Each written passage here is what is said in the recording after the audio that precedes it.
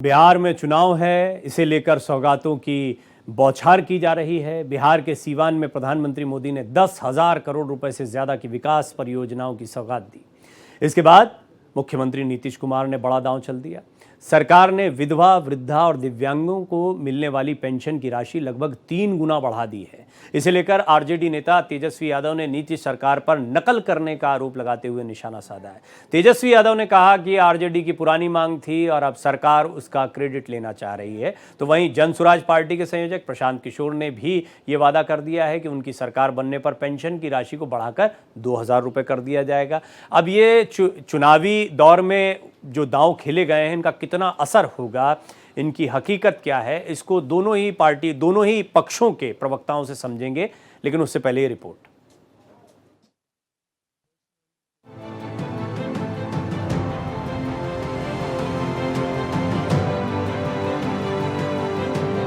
PM Modi ने 5वीं बार बिहार दौरा किया। सीवान में पीएम मोदी ने योजनाओं का उद्घाटन और शिलान्यास कर सौगातों की बारिश की। साथ ही पीएम मोदी ने कांग्रेस और आरजेडी पर जोरदार प्रहार भी किया। जिस बिहार ने सदियों तक भारत की प्रगति को नेतृत्व दिया, उसको पंजे और लालटेन के शिकंजे ने पलायन का प्रतीक बना दिया था। तो वहीं नीतीश कुमार ने ट्रिपल पेंशन वाला दाव चल दिया। सरकार ने विधवा, बुजुर्ग और दिव्यांगों को मिलने वाली पेंशन की राशि में लगभग 3 गुना बढ़ोतरी कर दी है। अब हर महीने 400 रुपए के बजाय 1100 रुपए पेंशन मिलेगी, जिससे 1,09,69,255 लाभार्थियों को काफी मदद मिलेगी। वहीं नेता प्रतिपक्ष और आरजेडी नेता तेजस्वी यादव ने पेंशन बढ़ाने को लेकर नीतीश सरकार पर निशाना साधा है। तेजस्वी यादव ने कहा कि ये आरजेडी की पुरानी मांग थी और अब सरकार उसका क्रेडिट लेना चाह रही है। चाहे वृद्धा पेंशन हो, विधवा पेंशन हो या दिव्यांगों का पेंशन हो, 20 साल से नीतीश कुमार जी ने बढ़ाया नहीं। अब मात्र 400 है। महंगाई इतना ज्यादा है और हम लोगों ने तभी ये फैसला लिया कि हमारी सरकार बनेगी तो इसको 400 से 1,500 रुपए की जाएगी। और ये हर एक प्लेटफॉर्म पे हमने इस बात को रखा।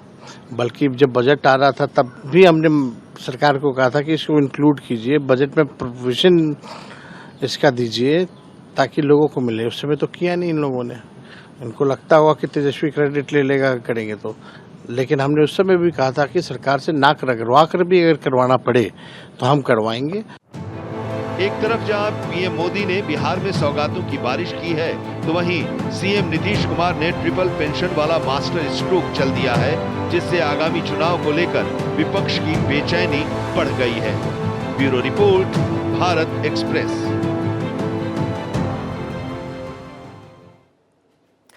देखिए, तो एक आम परिपाटी भी रही है। चुनाव के दौर में कुछ वादे होते हैं, कुछ ऐसी चीज़ें होती हैं जिनका इमीडिएट इम्प्रेशन होता है। जब सभी राजनीतिक दलों को चुनाव में उतरना है, ख़ासतौर पर सत्ताधारी दल के सामने बड़ी चुनौती होती है, क्योंकि हमेशा आप एंटी इनकम्बेंसी एक शब्द सुनते हैं तो उसको भी काउंटर किया जाता है। ऐसा नहीं है कि सिर्फ चुनाव के पहले ही कुछ फैसले लिए जाते हैं, लेकिन चुनाव के पहले जो निर्णय होते हैं, जो सौगातें होती हैं, निश्चित तौर पर उनके केंद्र में कहीं ना कहीं चुनावी सियासत होती है। आइए इसको समझते हैं। प्रोफेसर रंजीत मिश्रा कांग्रेस प्रवक्ता हैं, बड़े अच्छे राजनीतिक विश्लेषक भी हैं। प्रोफेसर मिश्रा, बहुत बहुत स्वागत है आपका। राहुल आनंद, प्रवक्ता भारतीय जनता पार्टी, मेरे साथ जुड़ रहे हैं। डॉक्टर जितेंद्र कुमार, प्रवक्ता जनता दल यूनाइटेड, मेरे साथ जुड़ रहे हैं। और इसी तरह डॉक्टर बादशाह आलम, जो कि प्रवक्ता राष्ट्रीय जनता दल आरजेडी हैं, वो भी मेरे साथ जुड़ रहे हैं। शुरुआत डॉक्टर आलम आपसे ही। तेजस्वी यादव जी को हम सुन रहे थे तो बड़ी अच्छी बात है, जो आप लोग चाह रहे थे वो कर दिया नीतीश कुमार जी ने, तो आपको तो इसके लिए बधाई देनी चाहिए जनता दल यूनाइटेड को। नहीं, अभी अनाउंसमेंट हुआ है इसका। अभी जो मोदी जी का जो दौरा था 5वीं, इसमें कि ये 400 से बढ़ा के उसको 3 गुना कर देंगे, तो ये 20 साल से सरकार में थे तो ये इनको पहले समझ नहीं आई कि 400 रुपया बहुत कम है, इसमें एक आदमी अपना भरण पोषण कैसे कर पाएगा। तो ये तो सब हमारे मुद्दे थे जो राष्ट्रीय जनता दल के मुद्दे को लेकर ये आजकल इलेक्शन में जाना चाहते हैं। जो हमारे मुद्दे हैं उस पर इनकी घोषणाएं शुरू हो जा रही हैं, क्योंकि ये 11 साल के अंदर इन्होंने कुछ किया तो है नहीं कि वो उसको ये बताएंगे कि क्या हमने किया है, क्या अचीव किया है, जिससे बिहार के लोगों का क्या फायदा हुआ। तो ये हमारी योजनाओं पर नहीं, अपना इसमें ये एक मोहर ऐसा लगा रहे हैं। ऐसा इंप्रेशन और भी जा रहा है डॉक्टर आलम। सुनने में ये आ रहा है कि 1 जुलाई से ये इसको देने जा रहे हैं ये। जी जी डॉक्टर आलम, तो एक इंप्रेशन ऐसा जा रहा है जब आप लोग बोलते हैं, या तेजस्वी यादव भी बोल रहे थे कि हमारा मुद्दा ले लिया, तो मतलब क्या आपके हाथ से ये मुद्दा निकल गया है, ये इन्होंने ले लिया आपसे मुद्दा? नहीं, इन मुद्दों के ऊपर हम 2025 का इलेक्शन लड़ रहे थे, हमारा मैनिफेस्टो का ये पार्ट है। तो इनके पास अपना तो ये 20 साल का कोई रिकॉर्ड तो है नहीं कि इन्होंने क्या किया है बिहार की जनता के लिए। तो अब ये देख रहे हैं कि इस वक्त सारे सर्वे के रिपोर्ट्स जो हैं महागठबंधन के फेवर में जा रही है, तो इन योजनाओं से भी बिहार की जनता को लुभाना चाहते हैं ये। लेकिन जो इन्होंने बजट अपना इन्होंने पेश किया है 2024-25 वो तो मैं बात करूंगा। देखिए प्रोफेसर रंजीत मिश्रा भी मेरे साथ हैं कि ये फेवर वाली बात तो मैंने हरियाणा में भी सुनी थी, ये फेवर वाली बात मैंने महाराष्ट्र में भी सुनी, लेकिन मामला जो है एकदम अलग हो गया। मध्य प्रदेश में भी, छत्तीसगढ़ में सुनी, मध्य प्रदेश भी ठीक कह रहे हो आप शुरुआत में। लेकिन मामला दूसरा हो गया ना। अब मैं आऊंगा इस पर, क्योंकि ये चर्चा वहीं जाएगी, हमारे पास पर्याप्त समय होगा। एक एक कल करके पहले ओपनिंग कमेंट ले लेते हैं। तो डॉक्टर जितेंद्र, अब भाई आप एकदम चुनाव के पहले ही आपको याद आ रहा है कि 3 गुना कर दिया जाए, ये तो साफ साफ पता लग रहा है कि लॉलीपॉप है। जी नमस्कार। नमस्कार। हम लोग पिछले 20 साल से बिहार की जनता के लिए काम कर रहे हैं और लगातार काम किया है। विकास का मतलब नीतीश कुमार, इसलिए हम लोग गुड गवर्नेंस के लिए जाने जाते हैं। और हमारे नेता आदरणीय मुख्यमंत्री नीतीश कुमार जी को विकास पुरुष कहा जाता है। कांग्रेस वाले भी हमारे साथ सत्ता में रहे हैं और आज इनका फ्रस्ट्रेशन दिख रहा है कि ये कह रहे हैं कि हमारे मुद्दे को इन्होंने ले लिया है। तो दरअसल ये इनका मुद्दा नहीं था, ये भी सरकार में रहे हैं। 90 से पहले तो लगातार कांग्रेस की ही सरकार रही है ना।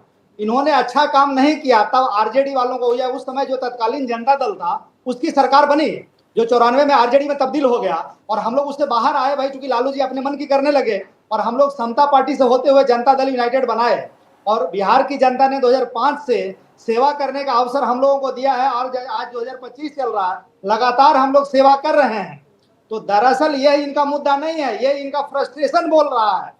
और विपक्ष को डेडिकेट करते हुए मैं एक लाइन कहता हूं, दुष्यंत कुमार जी की है, तुम्हारे पांव के नीचे जमीन नहीं फिर भी तुमको यकीन नहीं। ये चुनाव में आरजेडी को, कांग्रेस को और इंडी गठबंधन को पता चल जाएगा कि वे कितने मुगालते में रह रहे हैं। और वसीम बरेलवी जी की लाइन में दोहरा रहा हूं कि मैं एतबार कैसे न करता, वो झूठ बोल रहा था बहुत सलीके से। जब इनका मुद्दा जो कह रहे हैं कि हमारा मुद्दा था, अरे हम लोगों ने इसकी पूर्ति कर दी, इसको लागू कर दिया, तो इनको तो बधाई देना चाहिए।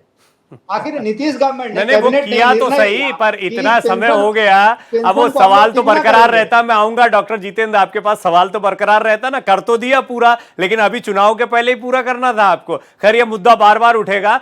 डॉक्टर मिश्रा, प्रोफेसर मिश्रा, ये एक ऐसी बड़ी बात है जो बार बार मैं जब भी बिहार पर बात कर रहा हूं आ रही है कि आप लोगों के पास कोई मुद्दा नहीं, ये कुछ भी करेंगे, आपको विरोध करने के अलावा और कोई मुद्दा समझ नहीं आ रहा। अपनी तरफ से क्या अटेम्प्ट करें ये समझ में नहीं आ रहा, और कुछ करने का सोचें उससे पहले ये चाहे जाति जनगणना का मुद्दा हो, चाहे अभी फिर ये महिलाओं का, और महिलाओं पर तो बड़ा फोकस है इस बार भारतीय जनता पार्टी जनता दल यूनाइटेड का। देखिए प्रवीण जी, ये हमेशा चुनावी मोड में रहते हैं और इन्हें यही काम करना था तो चुनाव की पूर्व संध्या पर करना था। इसका मतलब यह है कि जो विधवाओं को परेशानी होती थी, वृद्ध व्यक्तियों को परेशानी थी या विकलांगजनों को परेशानी थी, उससे इस सरकार का कोई लेना देना नहीं है। लेना देना केवल चुनाव से और चुनावी राजनीति में वोट लेने से है। तो बिहार की जनता ये समझती है कि अभी जितेंद्र जी कह रहे थे कि 20 साल से शासन में है, 20 साल से शासन में है, तो इनको 20 साल में वक्त नहीं मिला कि वो विधवाओं का सुध लें या विकलांग व्यक्तियों का सुध लें। इनको चुनाव की पूर्व संध्या पर ये सब याद आता है। और वो भी विपिन जी, हाँ, वो भी आप देखेंगे कि जो राशि इन्होंने तय की है वो आज भी नाकाफी है। अभी हाल में महिला संवाद कार्यक्रम में जब मैं अपने गृह जिला में था तो वहां महिलाओं से बातचीत हुई, तब पता चला कि ये 400 रुपए कितने कम है, ये सरकार को अभी तक आभास नहीं है।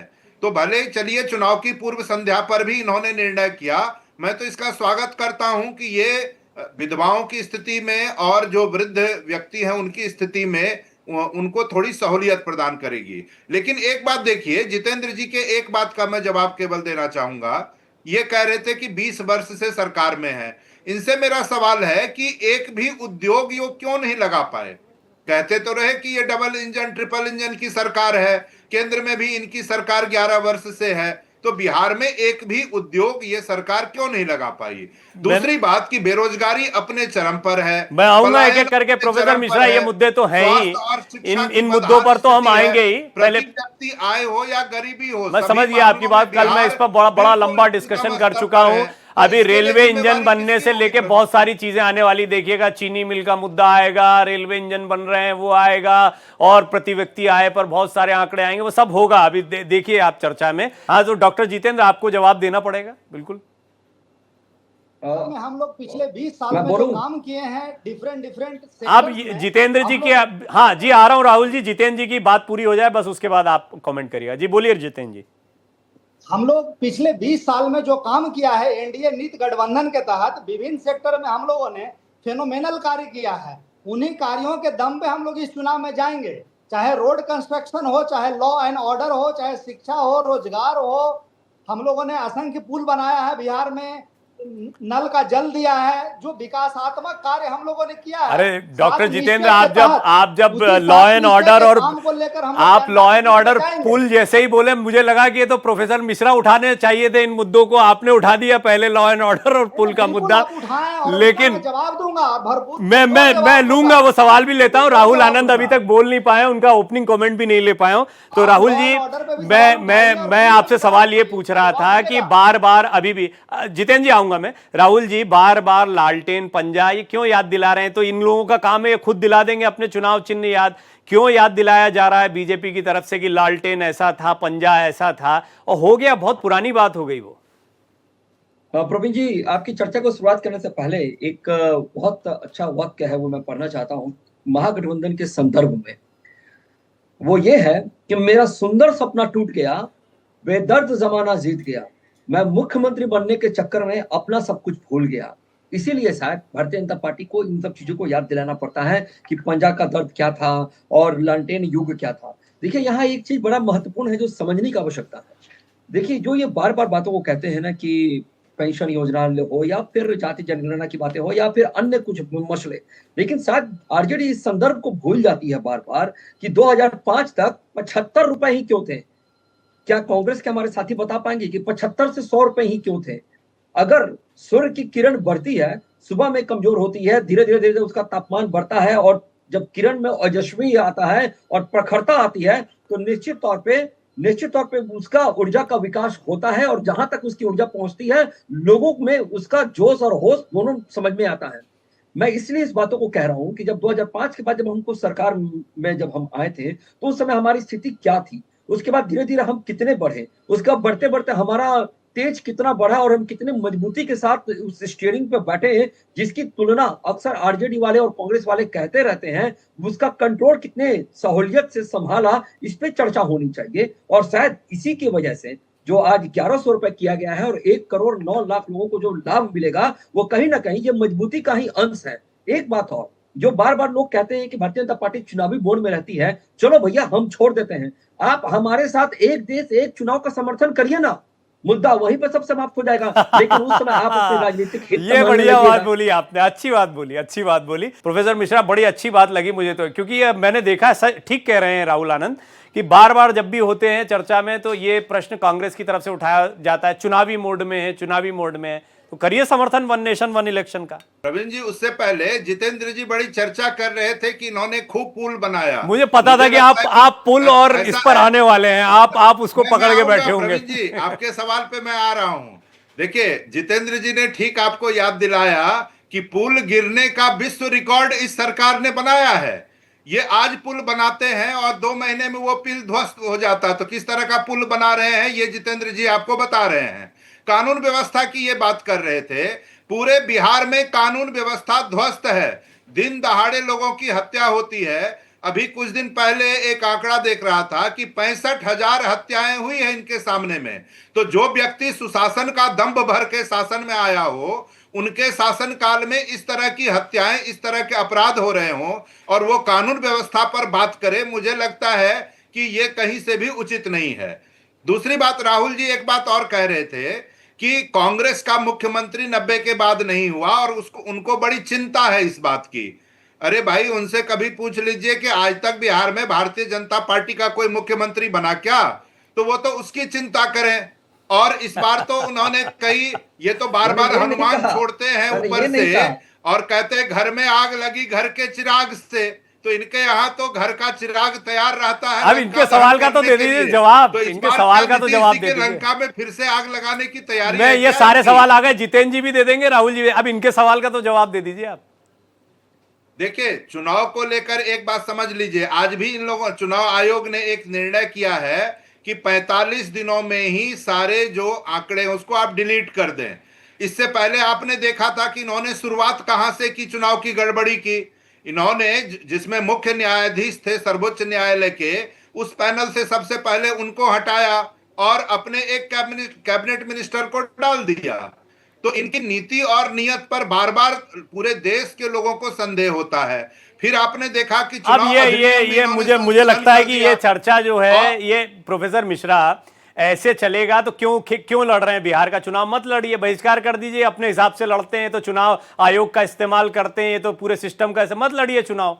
ये बार बार कहते भी है, चुनाव भी लड़ रहे हैं जनता के बीच। हम जानते हैं आप नैरेटिव सेट कर रहे हैं, वो होता नहीं होता अलग बात है, पर ये चर्चा में जब भी आता है तो समय जाया जाता है, मुझे लगता है। लेकिन आपने जो प्रवीण जी एक बात मुझे बताएं कि क्या उस पैनल से चीफ जस्टिस को नहीं हटाया गया? ठीक है, इस पर हमने डिस्कशन किया है प्रोफेसर मिश्रा, पहले भी किया है, पर मैं नहीं चाहता कि अभी जो बिहार पर बात चल रही है उससे हम भटके एक एक करके। पहले तो मैं आऊंगा डॉक्टर आलम आपके पास, लेकिन जितेंद्र जी, पुल और कानून व्यवस्था, ये दो चीजें आप उपलब्धि बता रहे थे, हालांकि मैं सोच रहा था आप इससे बचेंगे। देखिए, हमारी सरकार की ये उपलब्धि है लॉ एंड ऑर्डर, और हम लोगों ने कानून का राज स्थापित किया है। हम लोग कोई जंगल राज नहीं चलाने वाले हैं। जंगल राज का खात्मा करके बिहार की जनता ने 2005 में हम लोगों को चुना था, और हम लोगों ने एनडीए नीति गठबंधन को पिछले 20 साल से मजबूती से चलाया है। और कानून व्यवस्था और विकास, सुशासन ही हमारा एसओपी है, जो हमारी सरकार की विशेषता है। और रही बात ये जो लॉ एंड ऑर्डर पे सवाल करते हैं, पुल लॉ एंड ऑर्डर तो आपने बोल दिया, पुल कोई नैतिक अधिकार नहीं है। पुल 90 से लेकर 2005 तक इन लोगों ने सरकार चलाई, और एक पर एक नरसंहार और एक पर एक कांड पटना में हुआ है, चाहे वो शिल्पी गौतम हत्याकांड हो, चाहे ठीक है, वो पुराना वाला तो आपने फिर याद दिलाया। पुल था दूसरा पॉइंट जो आप भूल गए। नहीं, पहले हम लॉ एंड ऑर्डर पे अपनी बात रख देते हैं कि हमारी सरकार में अगर कोई अपराध हुआ है तो हम उसको स्वीकार करते हैं। हम थेथोलॉजी में पीएचडी नहीं किए हैं। कानून अपना काम करेगी, ना हम किसी को फंसाते हैं ना हम किसी को बचाते हैं। और माननीय मुख्यमंत्री जी ने पुलिस व्यवस्था में पुलिस को फ्री हैंड दिया है। मैं आप एक लाइन में, सत्ता संरक्षित अपराध को आपने रोका है, बाकी के अपराध जो हैं वो हर जगह होते हैं, आप ये कहना चाह रहे हैं। मैं समझ गया आपके। बिल्कुल, हाँ, ठीक, कहना चाहते हैं। अगला पुल वाली बात भी बोल रही बात पुल की, तो हम लोगों ने 1000 से भी अधिक पुल बनाए हैं। उस पुल में एक आध पुल का अगर अप्रोच रोड गिर गया, उसको ये मुद्दा बना रहे हैं। आज पटना को पूरे बिहार में आप एग्जाम्पल लीजिए। पहले पटना में सिर्फ एक पुल हुआ करता था, वो था चिड़ैया टाल पुल। आज पटना पुल से आच्छादित है। अभी कुछ दिन पहले हम लोगों ने अशोक राजपथ में जाम से निजात दिलाते हुए डबल डेकर रोड शुरू किया है, वो तो नहीं गिर गया है। अभी कुछ दिन पहले, आज से 10 दिन 15 दिन पहले, हम लोगों ने मीठापुर माहुली ओवर ब्रिज को हम लोगों ने शुरू कर दिया है। आज बेली रोड में आप जाइए, सरदार पटेल भवन और जू के पास से सगुना मोड़ तक महाराणा प्रताप ब्रिज पूरे बेली रोड का सबसे बड़ा ब्रिज है। पटना के दक्षिण में एक पैरेलल बाईपास बिहटा से लेके थोड़ा और समय लेकर विस्तार से मैं आपकी उपलब्धियों को सुन लूंगा और प्रोफेसर मिश्रा के आरोपों को भी। लेकिन डॉक्टर बादशाह आलम, अभी मिलेगा, समय मिलेगा, अभी हमारे पास बहुत समय। डॉक्टर जितेंद्र बहुत समय हमारे पास, सुनेंगे ना। बादशाह आलम जी को भी सुन लेते हैं, बड़ी देर से वो आप लोगों को सुन रहे हैं, मैं उनके पास जा नहीं पाया। डॉक्टर आलम, ये जंगल राज, ये बार बार लालू प्रसाद यादव शासनकाल पर हमला होना, कानून व्यवस्था पर आप लोग कुछ नहीं बोल सकते, आप तो बोले ही ना, इस तरह के हमले करना, ये उस दौर और सत्ता संरक्षित अपराध, ये एक बड़ा आरोप है जो इस चुनाव में लगातार गठबंधन पर लग रहा है। हालांकि कांग्रेस से ज्यादा वो आप पर जिम्मेदारी आती है उसकी। देखिए सर, कल मोदी जी सिवान में आए थे तो उन्होंने यही जंगल राज का ही राग अलाप रहे थे। तो ये लोग तो अपना उसी को ये मुद्दा बनाए हुए हैं। जो आप फूल की बात कर रहे थे, तो फूल तो इन्होंने बनाया है बड़ी मजबूती के साथ, लेकिन अगर बारिश ज्यादा हो जा रही है तो ये लोग क्या करें बेचारे, बारिश में पुल बह जा रहा है। वो मोरबी का पुल हादसा सुना होगा, अगर उसको पब्लिक एक साथ ज्यादा चढ़ जाएगी तो पुल गिर ही जाएगा। इनकी कोई जिम्मेदारी नहीं है। अच्छा, आपके शासनकाल में कितने पुल बने थे, कितने पुल बने थे और इनके शासनकाल में कितने पुल बने? ये कहते हैं इन्होंने बहुत ज्यादा बनाए, आपके समय उतने नहीं बने थे, थोड़ा वो बताएं, आंकड़ा, एक कंपैरिजन। सर, इनके कहने का मतलब तो अभी आपको 163 मेडिकल कॉलेज का भी इनॉग्रेशन बिहार में किया है। ये इनके जेपी नड्डा साहब कह रहे थे पार्लियामेंट के अंदर। तो अब इनका हम क्या गिनेंगे कि ये कितना इन्होंने बनाया हुआ है, लेकिन जो बनाया है वो तो कम से कम ठीक से काम करे। और वो गिरता है तो इसकी जिम्मेदारी तो इन्हें लेनी पड़ेगी, लेकिन ये तो जिम्मेदारी लेंगे नहीं। ये जो है उसको कहेंगे कि इस साल बारिश ज्यादा हो गई, पिलर बह गया, पब्लिक उसके ऊपर ज्यादा चढ़ गई तो इसलिए वो पुल गिर गया। तो ऐसे थोड़ी काम चलेगा। बिहार की जनता तो ये समझ रही है ना कि आपने उसमें कितना सीमेंट बालू डाला, कितना पैसा घर ले गए, कितना वहां लगाया। तो ये तो बिहार की जनता मैं उम्मीद करता हूं राहुल आनंद जी आपने ये बातें नोट कर ली होंगे। प्रोफेसर मिश्रा ने कुछ इलेक्शन को लेकर भी या संस्थाओं को लेकर भी एक प्रश्न उठाया था, आपने नोट कर लिया होगा। तो राहुल भाई, मैंने जैसा कहा था कि कुछ पॉइंट्स आपने जरूर नोट किए होंगे, कई सवाल खड़े हो रहे हैं। इनमें ले दे के जो बातें आती हैं वो ये आती हैं कि एक नैरेटिव कांग्रेस की तरफ से, और ये सिर्फ बिहार के परिप्रेक्ष्य में नहीं है, हर चुनाव के या राष्ट्रीय राजनीति के परिप्रेक्ष्य में है। आप केंद्रीय जांच एजेंसियों का, साथ ही साथ केंद्रीय एजेंसियों का, जैसे चुनाव आयोग तक को नहीं बख्शा गया कांग्रेस की तरफ से, और यह बोला गया कि आप इनका बेजा और गलत इस्तेमाल कर रहे हैं। प्रवीण जी, मुझे कुछ पल का वक्त दीजिएगा, मैं आपके प्रश्न का उत्तर बड़े बारीकी से देना चाहता हूं इस संदर्भ में खास करके। सबसे पहली बात तो यह है कि जो हमारे कांग्रेस के जो साथी बैठे हैं उनको मैंने ये कहा ही नहीं था कि आपकी 90 के बाद आपकी मुख्यमंत्री क्यों नहीं बने। मैंने कहा कि पेंशन क्यों इतना कम था, आप क्यों नहीं बढ़ाने के लिए अनुशंसा की है। दूसरी बात अगर मैं बात करूं, वो अक्सर बदते नजर आए एक देश एक चुनाव के मामले पे। अगर तीसरी जो आपने बात महत्वपूर्ण की है जांच एजेंसियों को लेकर, तो मैं आपको बताना चाहता हूं वो संदर्भ, वो याद करने की आवश्यकता है। जब हमारे देश के प्रधानमंत्री जब गुजरात राज्य के मुख्यमंत्री हुआ करते थे तो उनके ऊपर किस तरह की जांच कमेटी बनाई गई थी और वो जांच में किस तरह से सहयोग करने गए थे। लेकिन हमारे देश का एक बड़ा परिवार जिसको हर वक्त इस बात का गुमान रहा हो और हर इस बात का अहम था कि मुझसे सरकार चलती है, यानी मैं जो कहूं वही सरकार की पॉलिसी होनी चाहिए, उस चीज को अगर किसी ने तोड़ा तो 2014 के बाद केंद्र में आई हुई सरकार ने तोड़ा। इसलिए जो ये नैरेटिव जो बनाने की बात की जाती है ना, ये इसी का एक हिस्सा है। देखिए, बचपन में हम लोग एक गेम खेला करते थे, पौशंबा डाकिए ने क्या किया, 100 रुपए की घड़ी चुराई, अब तो जेल जाना पड़ेगा, जेल की रोटी खाना पड़ेगा, नंबर 1, नंबर 2, नंबर 3 किया करते थे। तो उसके बाद हम लोग उस चोर को पकड़ते थे। ठीक उसी प्रकार अगर आपने घोटाला नहीं किया तो आज आप पूरा गांधी परिवार जमानत पे क्यों बाहर है। अगर किसी ने चोरी नहीं की लैंड फॉर जॉब स्कैम में तो आज वो जमानत पे क्यों बाहर है। सीबीआई के द्वारा जो केस डाला गया तो लालू यादव जो क्यों सलाखों के पीछे चले गए। ये इस तरह की बातें कहते रहेंगे क्योंकि जो निष्पक्षता है वो दिखाने का काम मेरा है। जहां तक चुनाव आयोग के संदर्भ की बात है तो मैं आपको बताता हूं कि चुनाव आयोग पर इन्होंने हर वक्त आरोप लगाया। पहले तो ये ईवीएम का हथियार बनाया करते थे, लेकिन अब वो चुनाव आयोग का बनाते हैं क्योंकि दर पर दर जब परिस्थिति और बदलती है तो इल्जाम लगाने का तरीका बदल जाता है। एक ये जो है ना, ये बलमा बड़ा जुल्मी है जो विपक्ष में बैठे हैं, इनके मन में ये कयास जरूर रहता है। जब भी इनको कॉल किया जाता है तो निश्चित तौर पे एक हिंदी फिल्म का गाना है, हम दोनों कहीं पे मिल जाएंगे एक दिन, इन उम्मीदों पे मैं हूं जिंदा। और ये जो बार बार कहते हैं, चीजों को लंबा खींचने का जो प्रयास करते हैं, वो कहीं ना कहीं इस संदर्भ में है। देखिए, यहां एक बात समझनी है कि एनडीए ने 2005 के बाद 2024 तक यानी कि बात करें तो कितने विकास किए हैं, हम इस एजेंडे को लेकर जनता के बीच में जाएंगे। जब यूपीए का शासनकाल था यानी कि 2004 से 2014 का जो वक्त था, उस समय 4800 करोड़ रुपए मात्र मिले थे सड़कों के निर्माण के लिए। और आज अगर हम बात करें इस प्रदेश में तो लाखों करोड़ अरबों रुपए मोदी जी ने दिया, और इस बात को ठीक है, मैं आऊंगा विकास पे। तो अब थोड़ा अगले उस पे चले गए ना, आपको बड़ा बारीकी से मैंने सुना, और अब जो वो विषय था उस पर आपने काफी डिटेल बात रखी। अब ये जो विकास वाली बात है तो अगले में आएगी, फिर प्रोफेसर मिश्रा का ये अनुत्तरित रह जाएगा। आपने कई आरोप लगाए हैं कांग्रेस पर, तो जानना जरूरी है।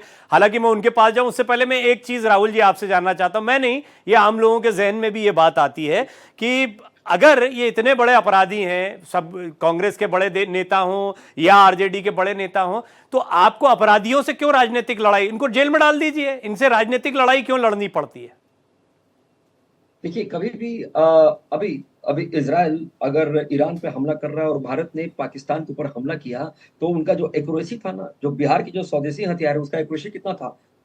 विदेशों का लगभग 3 से 4 मीटर के आसपास था, और अपना हथियार क्या था? लगभग 1 से 2 मीटर का एक्यूरेसी पे एकदम एक सटीक निशाना लगा रहा था। तो ये जो निशाने लगाने की जो बात है ना, यानी कि जब इनको सलाखों के पीछे जब जाने की बात आएगी, तो ये बड़े चेहरे हैं, और बड़े चेहरों को जाने से पहले जो रणनीति बनानी होती है, जो सबूत जुटाए जाते हैं, जो चीजों को तथ्यों पर लेकर आया जाता है, चाहे वह नेशनल हॉरर केस की बात की जाए या गुरुग्राम में जमीन घोटाले की बात की जाए, तो इन सब चीजों का साक्ष्य अच्छे से जुटाकर उसके बाद इनके गिरफ्तार। अरे बहुत लंबा समय हो गया है, तो 2000 मतलब इसको भी 10-11 साल हो गए, 10-11 साल हो गए इनके भी साक्ष्य जुटाते जुटाते। प्रक्रिया है वो थोड़ी धीमी है हमारे देश में, नहीं, मैं अभी समझते हैं। ठीक है, मैं समझ गया इस बात को। लेकिन प्रोफेसर मिश्रा, आपने जितने भी ये एजेंसियों पर सवाल उठाए ना, क्या आपको सचमुच लगता है, मेरे मन में सचमुच लगता है कि आपको जनता में आपको ये नैरेटिव बैठा पाएंगे कि ये कब्जा लिया है और सारी एजेंसीज को कब्जा लिया है? ये बैठा पा रहे हैं, या आप खुद ही गुम हो गए कि असली मुद्दे या जनता को जो दिल के करीब हो ऐसे मुद्दे शायद आप उठा पाते,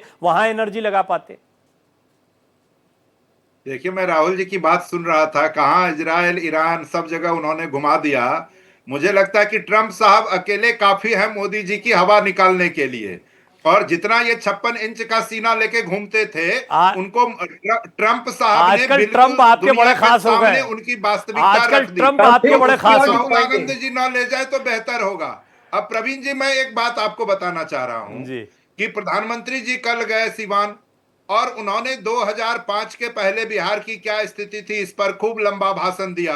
बेहतर तो ये होता कि 2014 में जो उन्होंने देश की जनता से वादा किया था कि स्विस बैंक से काला धन ले आएंगे, 15-15 लाख प्रत्येक व्यक्ति के खाते में चला जाएगा, और नतीजा क्या हो रहा है कि कल ही मैंने अखबार में देखा कि केवल 2024 में 3 गुना धन वहां बढ़ गया। 37,600 करोड़ रुपए स्विस बैंक का वो डाटा आया है। तो आप ये समझ लीजिए कि लंबी लंबी बात करने से बेहतर था कि वो उन्होंने जो 2014 में देश की जनता को वादा किया था उस पर बताते कि वो क्यों नहीं कर पाए, या उसमें उन्होंने क्या किया। 2 करोड़ नौकरी प्रति वर्ष देने का वादा किया था, 22 करोड़ रोजगार अभी तक देना चाहिए था उस हिसाब से। तो मोदी जी को तो ये बताना चाहिए था कि जो उन्होंने वादे किए थे उसको वो अब बिहार पे आते ना, अभी कर नीतीश पाए, जी के वादों पे आते हैं ना, रुकावट प्रोफेसर मिश्रा करेंगे उस पे बात। देखिए प्रवीण जी, मैं ये बात कह रहा हूं कि बार बार आपने देखा होगा कि नीतीश जी हों या बिहार के तमाम राजनीतिक दल हों, बिहार को विशेष राज्य का दर्जा देने की मांग करते रहे।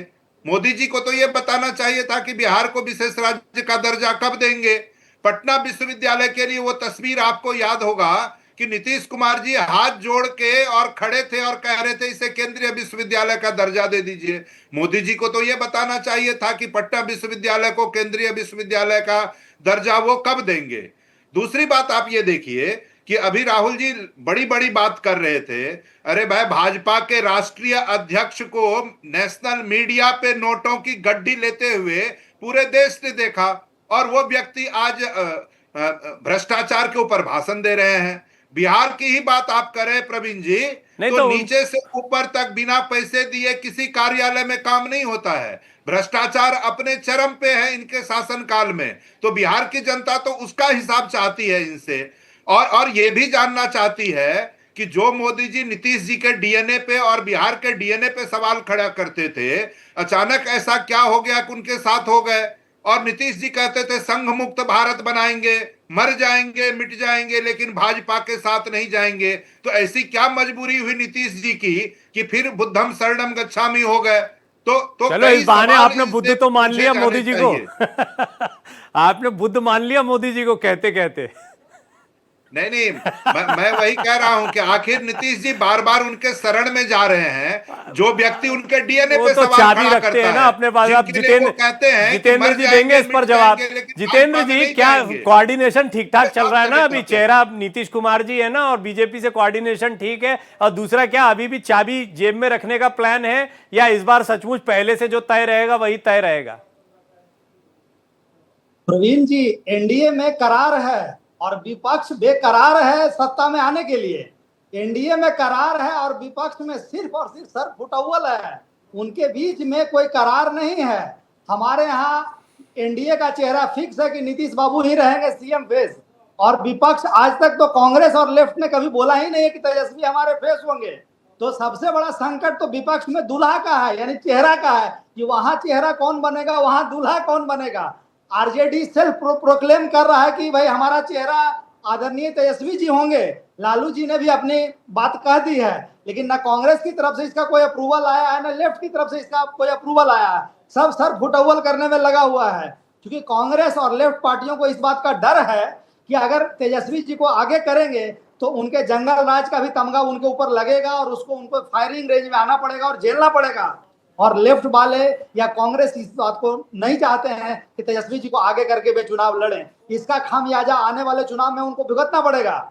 और जो आदरणीय प्रवक्ता महोदय सवाल उठा रहे थे, हमारे एनडीए में सीमेंटेड है, मजबूत है ये गठबंधन, और जो कह रहे थे कि भाई बुद्धं शरणम गच्छामि, तो देखिए राजनीति की स्वीकार्यता है, व्यवहारिकता है कि कोई अकेला पार्टी बिहार में अभी सत्ता में नहीं आ सकती है। तो राजनीति में ना कोई परमानेंट एलाई होता है, ना कोई परमानेंट एनिमी होता है। अगर परमानेंट कुछ होता है तो जन कल्याण और जन सेवा होता है, जो हमारे माननीय अरे डॉक्टर जितेंद्र, अभी तो आपने करार की बात कही, अभी आपने जैसे ही बोला तो मतलब आपके परमानेंट दुश्मन नहीं है डॉक्टर बादशाह आलम और प्रोफेसर मिश्रा? इनसे राजनीति में किसी से दुश्मनी करने नहीं आए। दुश्मनी से मतलब कॉम्पिटिटर, आपके प्रतिद्वंदी करते हैं। अरे यहाँ दुश्मनी शब्द का वो मतलब नहीं जो आप निकाल रहे हैं। कहने का मतलब इनसे भी हो सकती है दोस्ती। भाई वो प्रतिपक्ष में है, हमारे नीतिगत विरोध उनसे है। हम अपने अरे आगे सत्ता पक्ष में भी हो सकते हैं, आगे सत्ता पक्ष में भी हो सकते हैं। भाई नहीं, हम लोग एनडीए में हैं और हम लोग यहाँ बहुत कंफर्टेबल। अरे आपने कहा ना किसी से विकास के एजेंडे को, आपने कहा किसी से परमानेंट नहीं है, तब मैंने पूछा।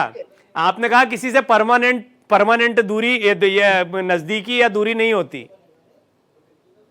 अभी हमारे बिहार में डबल इंजन की सरकार है, केंद्र में मोदी जी और बिहार में आदरणीय सीएम साहब। अभी आपने फिर बोला अभी सौगात मिल रही है, तो हम लोग क्यों इधर उधर जाएंगे? बिहार के विकास को एक्सेलरेट करना है, बिहार को आगे ले जाना। मुझे लगता है राहुल जी के मन में जरूर कुछ चल रहा होगा। मैं आऊंगा प्रोफेसर मिश्रा, अभी देखिए ना आपके कई, मैं समझ गया आपके पास क्या सवाल आ रहे होंगे, लेकिन राहुल भाई एक सच बताइएगा। अभी तो हालांकि मैं जानता हूं कि बड़ा मुश्किल होता है ऐसे किसी मंच पर सचमुच में कोई ऐसी बात बोल पाना, लेकिन कितना ट्रस्ट का रिश्ता है बिहार में सियासत का? हमने देखा कोई किसी से दूर नहीं है, किसी का किसी से समीकरण बन जाता है। एक बात साफ है महाराष्ट्र चुनाव देखने के बाद में कि बीजेपी अब चाहती है कि उसकी ताकत इतनी हो कि उसको किसी के सामने झुकना ना पड़े।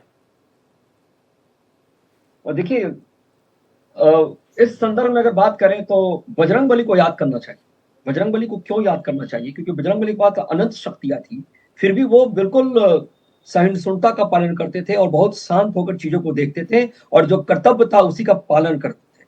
ठीक उसी प्रकार भारतीय जनता पार्टी के संदर्भ में बात करें कि 2020 में अगर भारतीय जनता पार्टी को ज्यादा सीटें आई, तब भी जो गठबंधन की जो धर्म निभाने की बात की गई थी और कहा गया था पूर्व में हमारे प्रधानमंत्री द्वारा और माननीय गृह मंत्री जी द्वारा कि हमारा सीट जितना है हमारे गठबंधन के साथ मुखिया नीतीश कुमार जी ही होंगे, तो हमने उस फर्ज को निभाया। हम अपने ताकत का सामर्थ्य दिखाने का प्रयास नहीं करते, हम चीजों को लेकर एक साथ चलते हैं। वो कैसे लेके चलते हैं मैं आपको बताना चाहूंगा। चले थे साथ मिलकर, चलेंगे साथ लेकर, और हम इसी लाइन पे सबका साथ सबका विकास सबका सम्मान की जो हम बात करते हैं, तो निश्चित तौर पे हम उसको करेंगे और गठबंधन धर्म का पालन करेंगे। डॉक्टर बादशाह आलम, अभी आपने सुना एक बार आ रहा है कि इधर तो करार है, आप लोग बेकरार हैं, और मैं जोड़ देता हूं जब शायरी इतनी चल रही तो दरार है टाइप से भी बता रहे हैं वो आपको। इधर करार है इधर दरार है, ये डॉक्टर जितेंद्र कुमार कह रहे हैं। आप लोग तो कह रहे हैं, आपसे भी अभी पूछूंगा तो आप तुरंत कह देंगे कि हाँ तेजस्वी यादव है निर्विवाद रूप से, लेकिन क्या है, क्यों नहीं कांग्रेस की तरफ से औपचारिक तौर पर कहा जाता है कि हाँ तेजस्वी यादव चेहरा है हमारा? नहीं, मैं सर आपसे ये जानना चाह रहा हूँ, हमारे राहुल भाई यहाँ बैठे हुए हैं, कि क्या ये नीतीश कुमार ही चीफ मिनिस्टर होंगे? इसका कोई ऑफिशियल डिक्लेरेशन आ गया और ये है तो क्या एनडीए की बोल तरफ दिया से? इन्होंने, फिर भी बोल दीजिए, हैं? राहुल जी से पूछते हैं। नहीं, तो इनको नहीं, ये शेरो शायरी करना है। और ये अभी एक है, अभी हमारे राहुल भाई कह रहे थे कि ये बजरंग बली का मिसाल दे रहे थे, तो एक तो हनुमान इनके पास है ही, ये तो खुद ही डिक्लेयर किए हुए हैं, तो उसमें हमको नहीं जाना है। लेकिन हमको ये बात करनी है कि बिहार में आजकल स्थिति यह है कि करीब करीब 3 करोड़ लोग पलायन करने पर मजबूर हो रहे हैं बिहार से। भाई 50% जो है परिवार अपने रोजी रोजगार के चक्कर में बिहार से बाहर जाने की जद्दोजहद कर रहा है, ताकि यहाँ उनके पास रोजगार नहीं है। तो इसके ऊपर इनको बात करना चाहिए। 11 साल से ये सेंटर में सरकार चला रहे हैं, 20 साल से बिहार में चला रहे हैं, और ये दोनों इंजन मिलकर डबल इंजन की सरकार बिहार में अब चल रही है। तो फिर बिहार की स्थिति इतनी दयनीय क्यों हो गई? ये तो इनको जवाब देना पड़ेगा ना। ये घोषणा करते हैं, वो घोषणा का कोई टाइम लाइन नहीं होता है। अभी जैसे आपने बताया था, वो तो दो अभी तीन भी बार उससे चल कहना रहा चाह था। रहे थे डॉक्टर बादशाह आलम, मैंने ही, आपने सुना होगा, मैंने ही 2-3 बार रोका कि आप लोगों की उपलब्धियां सुनो। अभी वो गिनाना शुरू कर देंगे दोनों एक एक करके, डॉक्टर जितेंद्र भी और राहुल भाई भी, दोनों सुना देंगे। अभी आपने ये पूछा, मुझे पता है ना, मैं दिन भर यही करता हूं। वो अभी अभी एक लंबी फहरिस्त लेके बैठेंगे, ये देखिए इंजन की फैक्ट्री लग गई है, ये रोजगार के लिए हो गया, युवाओं की ये स्थिति हो गई। मेरा ये कहना है, अभी जो सवाल निकल कर आया, क्या तेजस्वी यादव स्वीकार्य चेहरा है गठबंधन का मुख्यमंत्री पद के लिए? बिल्कुल बिल्कुल, सबसे बड़ी पार्टी है वो। हाँ, मैंने कहा था आप तो बोलेंगे। आप प्रोफेसर मिश्रा आप भी बोल दीजिए, प्रोफेसर मिश्रा भी बोल दें तो मान लेंगे।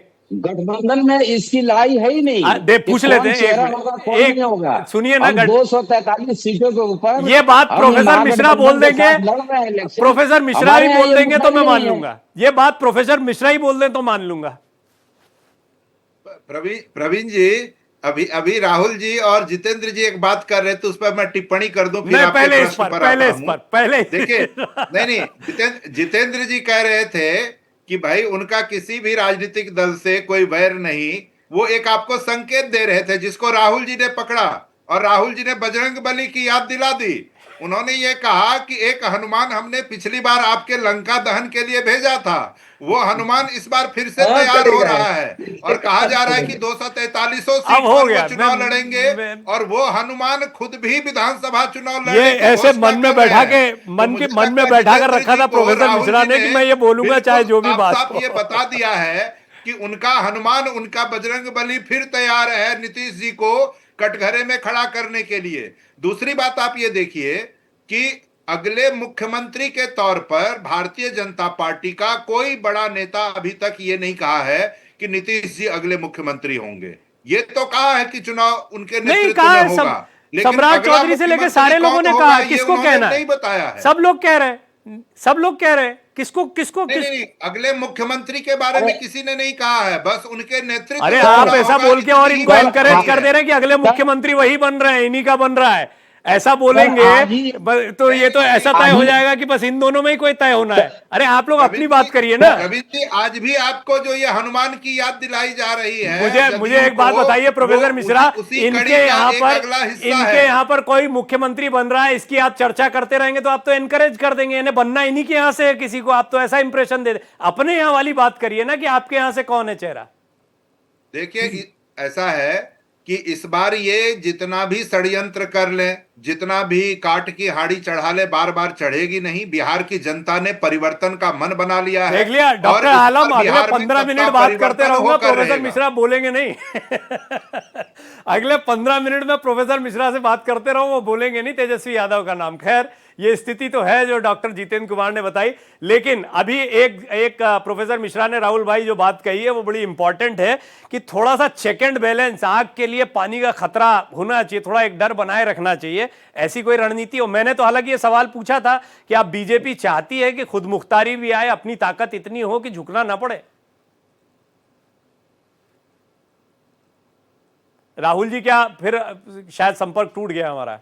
नहीं, क्या आवाज आ रही है आपकी? हाँ जी, तो आप जो अभी प्रोफेसर मिश्रा ने पूछा कि आप थोड़ा सा एक चेक एंड बैलेंस बनाए रखना चाहते हैं, थोड़ा एक पानी के लिए, आग के लिए पानी का खतरा, यानी एक थोड़ा दबाव बनाए रखना चाहते हैं कि देखो भैया ऐसा नहीं कि हर बार दबाव में आ जाएंगे और आपका कोई भरोसा नहीं आप कब चले जाओ इनके साथ। देखिए, इस संदर्भ को समझने के लिए एक चीज को जरूर मैं बोलना चाहूंगा आपको। देखिए, लोग हमेशा संविधान की बातें करते हैं, लोकतंत्र की खूबसूरती की चर्चा करते हैं, लेकिन ये तब क्यों भूल जाते हैं कि जब आपके समकक्ष कोई आपका राजनीतिक प्रतिद्वंदी अगर चुनाव लड़ सकता है तो क्या वो लोकतंत्र का हिस्सा नहीं है? बिल्कुल है।